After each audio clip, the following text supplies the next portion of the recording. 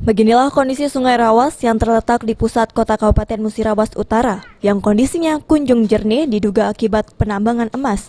Atas hal tersebut, kini mulai dikeluhkan warga karena setelah mandi di Sungai Rawas tersebut mengalami alergi dan menimbulkan penyakit kulit. Salah satu warga mengatakan dirinya terpaksa mandi di sungai karena air PDAM di wilayahnya sering mengalami macet. 89% warga di tempatnya tinggal untuk mencuci dan mandi masih menggunakan air Sungai Rawas. Kotor saya ini biar bersih supaya kami ini agak lemah sebab ekonomi kami lagi lemah. Penyebabnya air ini itu keruh? Ini kabar-kabar cerita yang tidak jelas. Kabarnya di sana itu ada apa penggalian gitu. Kata cerita, tapi kami enggak jelas itu sebagai. Cuman kalau dampaknya iya, Pak. Iya. Nampaknya banyak ini tidak bisa bersih.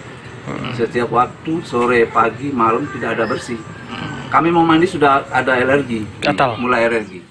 Atas hal tersebut, warga berharap agar pemerintah Kabupaten Musirawas bisa mengatasi keluhan warga terhadap air yang keruh, agar warga bisa memanfaatkan Sungai Rawas. Baca dikato orang yang itu mas tuh minta tolong dikato. Nah, mungkin kalau lah dinyusuhan dia nyi takut tuh kalau nyingan gi kan mulai yang omanku. Kami kok datang nyingu ayamanku. Ya. Kami kok sebenarnya pedalaknya orang solusi yang nanyu ayah kok. Cuman belum bertemu bae, nah minta biar Riko bae deh. Nah, bertemu. Adi Arianza, PAL TV.